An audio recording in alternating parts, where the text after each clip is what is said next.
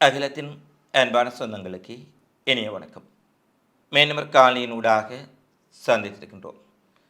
காசாவில் உணவை பெறுவதற்காக செல்லும் மக்கள் மீது இஸ்ரேல் நடத்தும் கொடூர தாக்குதலில் நூற்றுக்கணக்கான மக்கள் உயிரிழந்திருக்கும் சூழ்நிலையில் ஐக்கிய நாடுகள் சபை மிக முக்கியமான ஒரு அறிவித்தலை விடுத்திருக்கின்றார்கள். அடுத்து ரஷ்யாவில் இருந்து ஈரானுக்கு மிக முக்கியமான கார்கோ விமானம் சென்றடைந்திருக்கின்றது. கவுதிப்படை ஸ்டேலுடன் தொடர்புடைய நாடுகளுக்கு மிகப்பெரிய அளவிலான ஒரு எச்சரிக்கை அறிவித்தலை விடுத்திருக்கின்றார்கள். இந்த சூழலில் பிராந்தியத்திலும் உலகிலும் நடைபெற்ற மிக முக்கியமான சம்பவங்களை இந்த காணொளியில் விரிவாக பார்க்கலாம். காணொளியில் முதலில் அல்கசாம் படைப்பிரிவினர் மீண்டும் ஸ்டேலிய ஆக்கிரமிப்பு படைகள் மீது மிக கடுமையான தாக்குதலை இன்றைய நாளிலும் நடத்தியிருக்கின்றார்கள். கடந்த சில தினங்களாகவே ஏறக்குறைய 2 வார காலமாக ஸ்டேலிய ஆக்கிரமிப்பு படைகள் மீதான தாக்குதலை அல்கசாம் படைப்பிரிவாக இருக்கலாம், அல்குட்ஸ் படையணியாக இருக்கலாம், மிகப்பெரிய அளவில் அதிகரித்திருக்கின்றார்கள்.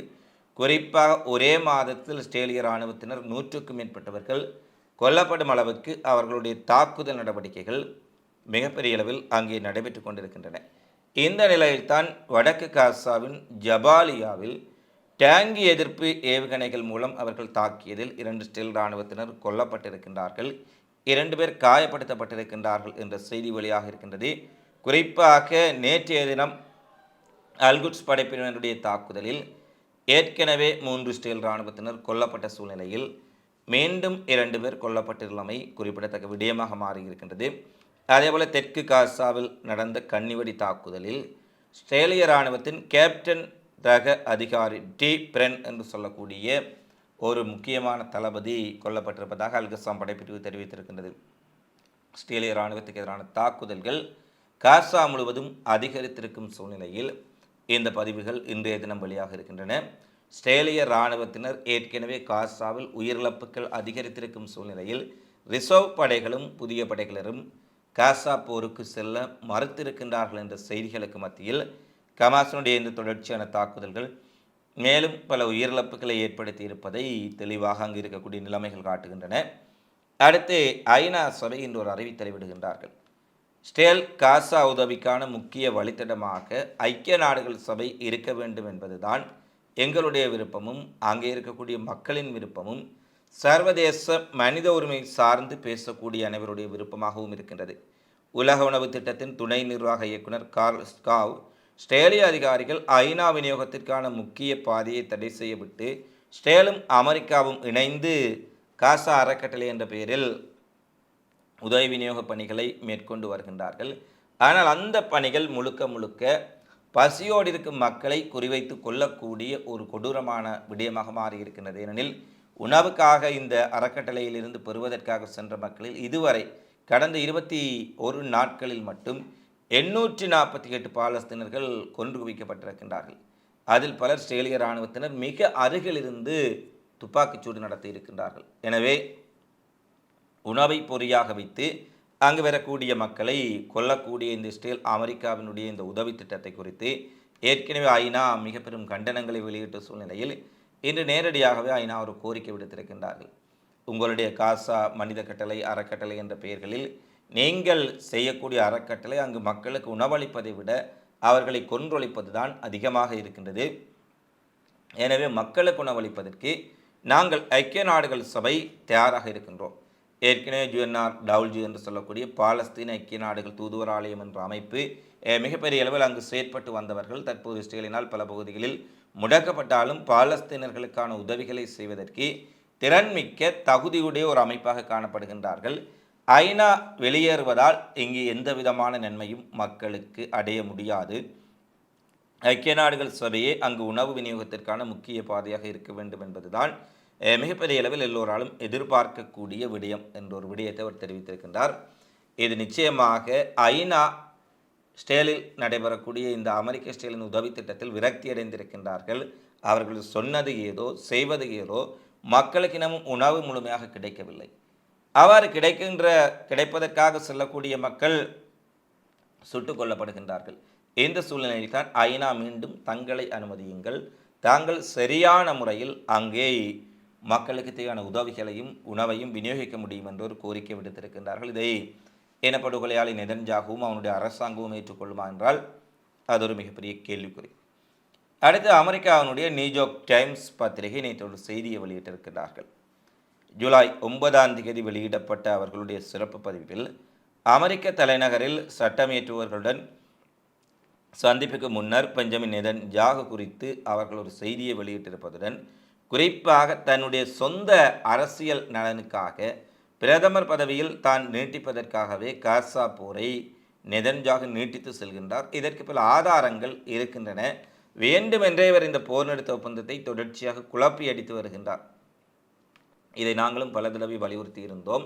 நெதன்யாகு என்ற தனி ஒருவன் தான் தன்னுடைய ஊழல் மோசடி குற்றச்சாட்டுகளிலிருந்து தப்பிப்பதற்காகவும் தான் தொடர்ச்சியாக பிரதமர் பதவியில் இருக்கக்கூடிய அரசியல் அபிலாசைக்காகவுமே இந்த போரை நீட்டித்து செல்கின்றான். இவனுடைய அட்டூழியங்கள் அனைத்தும் தன்னுடைய சொந்த நலனுக்கானது, ஸ்டேலினுடைய நலன்களுக்கானது கூட அல்ல என்பதை தெரிவித்திருந்தோம். ஒரு நியூயார்க் டைம்ஸ் பத்திரிகை, அமெரிக்காவுக்கு மிக முக்கியமான, ஸ்டேலுக்கு நெருக்கமான இந்த பத்திரிகை கூட இன்று நெதன்யாகுவுக்கு எதிராக ஒரு மிகப்பெரிய குற்றத்தை சுமத்தி இருக்கின்றார்கள். இந்த போர் நெதன்யாகுவினுடைய பிரதமர் பதவி நீட்டிப்புக்கானது என்று அதை மிகப்பெரிய செய்தியாக வெளியிட்டிருக்கின்றார்கள்.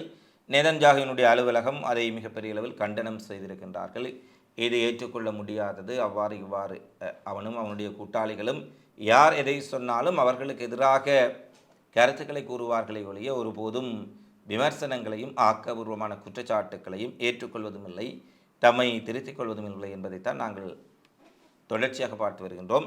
இந்த நிலையில்தான் நியூயார்க் டைம்ஸ் வெளியிட்டிருக்கக்கூடிய செய்தி, அமெரிக்காவின் உடைய மக்கள் மத்தியில் டொனால்ட் ட்ரம்ப் போன்றவர்களின் உடைய அல்லது சியோனிச கும்பலுக்கு சேவகம் செய்யக்கூடிய ட்ரம்ப் போன்றவர்களின் மனநிலையில் மாற்றம் ஏற்படாவிட்டாலும் கூட அமெரிக்க மக்களின் மனநிலையில் ஏற்பட்ட மாற்றத்தை அவர்கள் நெதன்யாகு குறித்தும் ஸ்டேல் குறித்தும் எப்படி புரிந்து கொள்கின்றார்கள் என்ற மாற்றத்தை இந்த நியூயார்க் டைம்ஸினுடைய இந்த செய்தி தெளிவாக காட்டுகின்றது. அடுத்து ஈரானில் இருந்து கத்தாரினுடைய அமெரிக்க விமானப்படை தளம் தாக்கப்பட்டதை நாங்கள் அறிந்திருந்தோம். அமெரிக்காவினுடைய V2 பம்பர்ஸ் ஈரானின் அணு உலைகள் மீது தாக்குதல் நடத்தி திரும்பிய பின்னர் கத்தாரில் இருக்கக்கூடிய அல் உதை மிகப்பெரிய அமெரிக்காவினுடைய விமானப்படை தளம் ஈரானினால் தாக்கப்பட்டது. இந்த தாக்குதலில் எந்த ஒரு சேதமும் ஏற்படவில்லை. 12 ஏவுகணைகளை ஏவினார்கள். அனைத்தையும் நாங்கள் வானத்திலேயே சுட்டு தடுத்து விட்டோம். எங்களுடைய வான் பாதுகாப்பு அப்படி இப்படி என அமெரிக்காவும் கத்தாரும் பல்வேறுபட்ட பில்டப் செய்திகளை வெளியிட்டிருந்தார்கள். ஒரு ஏவுகணை கூட உள்ளே வரவில்லை, வெளி விமானப்படை தளத்துக்கு வெளியேயே நாங்கள் சுட்டு வீழ்த்தி விட்டோம் என்றெல்லாம் மிகப்பெரிய அளவில் அவர்கள் செய்திகளை வெளியிட்டிருந்த சூழ்நிலையில் அவர்களின் உடைய பொய்யான பரப்புரைகளையும் பிரச்சாரங்களையும் முறியடிக்கும் விதமாக இன்று அமெரிக்காவின் பென்டகன் ஒரு விடயத்தை ஒப்புதல் கொடுத்திருக்கின்றார்கள். ஜூன் மாதம் ஈரான் ஏவுகணைகள் கத்தாரில் இருக்கக்கூடிய அமெரிக்க விமானப்படை தளம் அல் உதை தளத்தை தாக்கிய போது ஒரு ஏவுகணை நேரடியாக இராணுவத்தினரின் தகவல் தொடர்பு மைய கோபுரத்தின் மீது விழுந்து பெரும் சேதத்தை ஏற்படுத்தி இருக்கின்றது. இது அமெரிக்க வான் பாதுகாப்பில் இருக்கக்கூடிய குறைபாடுகளை காட்டுவதாக அவர்கள் ஒரு செய்தியை வெளியிட்டிருக்கின்றார்கள். அதற்கான சேட்டலைட் இமேஜஸ் புகைப்படங்களும் வெளியாகி அமெரிக்கா கத்தார் கூறிய பொய்களை நிரூபித்திருக்கின்றன. ஈரானின் ஒரு ஏவுகணை துல்லியமாக அல் உதை விமானப்படை தளத்தினுடைய இராணுவ தகவல் கட்டுப்பாட்டு கோபுரத்தை தாக்கி சேதப்படுத்தி இருக்கின்றது. எனவே இவ்வளவு ஒரு பெரிய வான் பாதுகாப்புகள் நிறைந்த, ஏற்கனவே ட்ரம்ப் கூறுகின்றார் ஈரான் எங்களுக்கு அறிவித்துவிட்டு தான் தாக்குதல் நடத்தினார்கள் என்று. அறிவித்துவிட்டு தாக்குதல் நடத்திய போதிலும் கூட அவர்களினால் ஒரு ஏவுகணையை தடுக்க முடியவில்லை என்பது ஈரானினுடைய ஏவுகணைகள் எத்தகைய வான் பாதுகாப்புகளையும் உடைத்து உள்ளே செல்லக்கூடியது என்பதை தெளிவுபடுத்தி இருக்கின்றது. அது மட்டுமல்ல, 12 ஏவுகணைகளை அவர்கள் ஏவியதால் ஒரு ஏவுகணை விழுந்து வெடித்தது. ஸ்டேலுக்குள் செய்ததைப் போல நூற்றுக்கணக்கான ஏவுகணைகளை ஈரான் ஒரு வேளை ஏவினால் மத்திய கிழக்கில் இருக்கக்கூடிய அமெரிக்க படைத்தளங்கள் எதுவுமே இந்த பிரதேசத்தில் இருக்க முடியாத ஒரு நிலை ஏற்படும் என்பதை இந்த செய்தி தெளிவாக காட்டியிருக்கின்றது. அமெரிக்க விமானப்படை தளத்தில் ஏற்பட்ட சேதம் எவ்வாறு அது இடைமறிக்க தகுதிகள் குறித்து பென்டகன் விசாரணைகளை மேற்கொண்டு வருவதான செய்திகளும் வெளியாக இருக்கின்றன. அடுத்து ஈரான் ஸ்டேல் போரின் போது ஈரானுக்கு மிக நெருக்கமான நட்பு நாடான ரஷ்யா ஈரானுக்கு பெரிய அளவில், அதாவது சொல்லிக்கொள்ளும்படி எந்த உதவிகளையும் செய்யவில்லை. அதிலும் சுகோய் 35 விமானங்களுக்கான ஒப்பந்தத்தை 4 வருடங்களுக்கு முன்பே ஈரானும் ரஷ்யாவும் கச்சா திட்ட போதிலும் ஈரானுக்கு ரஷ்யா சுகோய் 35 விமானங்களை கொடுக்க விரும்பவில்லை என்றெல்லாம் பல்வேறுபட்ட குற்றச்சாட்டுக்கள் தற்போது எழுந்திருக்கின்றன. ஏனெனில் ரஷ்யா ஒரு இக்கட்டான நிலையில் இருந்தபோது ஈரான் மிகப்பெரிய அளவிலான உதவிகளை ரஷ்யாவுக்கு புரிந்திருந்தார்கள். உக்ரைன் போரில் ரஷ்யா பயன்படுத்தக்கூடிய அதிகளவான ட்ரோன்கள் ஈரானிய ட்ரோன்கள். பாலிஸ்டிக் ஏவுகணைகள் கூட ஒரு கட்டத்தில் குருக்ஸ் பிராந்தியத்தில் ரஷ்யா உக்ரைன் படைகளுக்கு ஒரு தீவிர மோதல் நடைபெற்ற போது 500க்கும் மேற்பட்ட பாலிஸ்டிக் ஏவுகணைகளை ரஷ்யாவுக்காக ஈரான் வழங்கியிருந்தார்கள். இப்படியான மிகப்பெரிய உதவிகளை செய்த ஈரானை ஸ்டேல் போரின் போது ரஷ்யா கைவிட்டிருந்தார்கள். அல்லது எதிர்பார்த்தபடி ஈரானுக்கு என்ன தேவை, அந்த நேரத்தில் வான் பாதுகாப்பு சாதனங்கள் மிக முக்கியமாக தேவைப்பட்டன. இஸ்ரேலினுடைய விமானப்படை எதிர்த்தாடுவதற்கு சுகாய் 35 போன்ற புதிய தலைமுறை விமானங்கள் தேவைப்பட்டன. அவற்றை ரஷ்யா வழங்க தவறிவிட்டது என்ற குற்றச்சாட்டு பரவலாக எழுந்தது, எல்லோருக்கும் இருக்கக்கூடிய குற்றச்சாட்டு. இந்த நிலையில் இன்று ரஷ்யாவினுடைய இலியுசின் 76 இராணுவ விமானம் டெஹ்ரானில் தரையிறங்கியது உறுதிப்படுத்தப்பட்டிருக்கின்றது. இதுதான் ரஷ்யா தன்னுடைய ஆயுதங்களையும் கனரக உபகரணங்களையும் கொண்டு செல்லக்கூடிய மிகப்பெரிய கார்கோ விமானமாக காணப்படுகின்றது.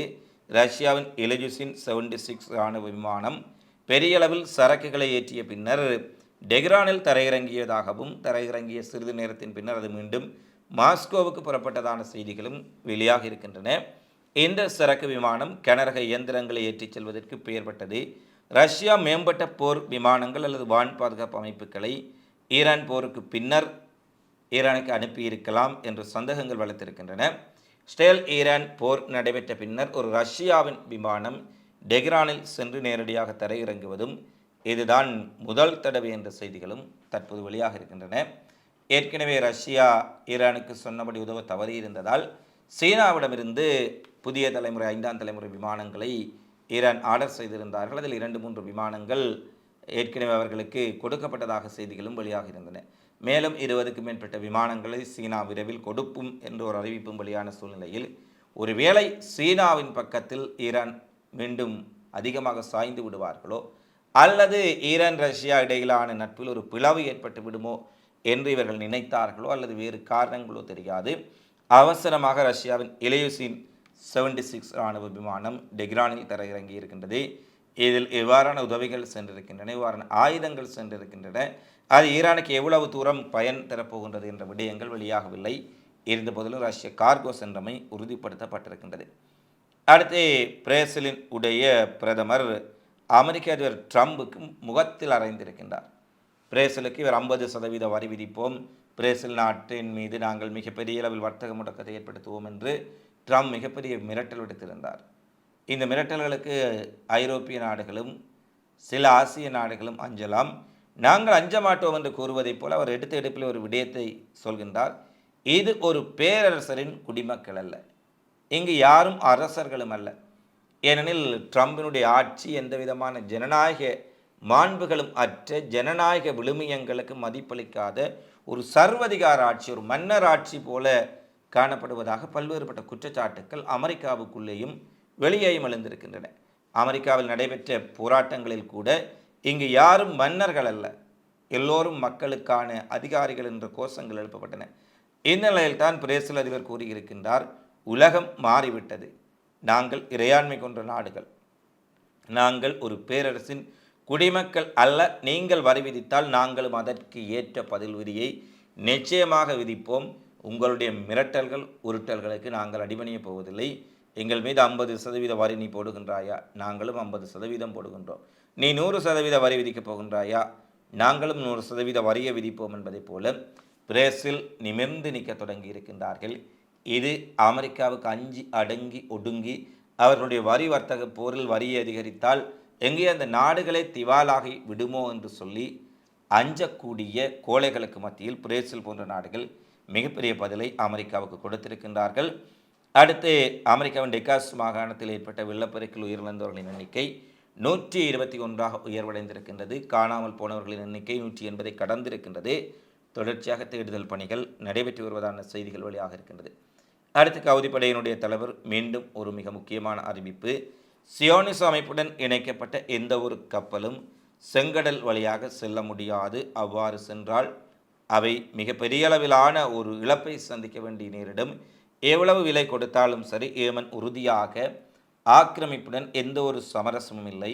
செங்கடலில் சியோனிச வர்த்தகத்திற்கு இனப்படுகொலை செய்யக்கூடிய இஸ்ரேலுக்கு யாரும் செல்லவோ அங்கிருந்து வரவோ ஏற்றுமதி இறக்குமதியோ செய்யக்கூடாது. இதை நாங்கள் தெளிவாக நடைமுறைப்படுத்த தொடங்கி இருக்கின்றோம் என்ற ஒரு செய்திக்குறிப்பை வெளியிட்டிருக்கின்றார்கள். ஏற்கனவே இஸ்ரேலுடன் தொடர்புடைய 2 கப்பல்கள் செங்கடலில் கவுதிகளால் தாக்கி மூழ்கடிக்கப்பட்ட பின்னர் கவுதிகளின் உடைய இந்த ஒரு கடுமையான எச்சரிக்கை தற்போது உலக நாடுகளை நோக்கி வந்திருக்கின்றமை குறிப்பிடத்தக்கது. ஏதான் இன்றைய நாளில் வெளியான மிக முக்கியமான செய்திகளாக நிகழ்வுகளாக பதிவாகியுள்ளன. தினந்தோறும் உலகெங்கு நடைபெறும் செய்திகளை உடனுக்குடன் அறிந்து கொள்ள அகிலத்தோடு இணைந்திருங்கள். இந்த காணொளி தொடர்பிலான உங்களது மதிப்பான கருத்துக்களை தவறாமல் கமெண்ட்ஸில் பதிவிடுங்கள்.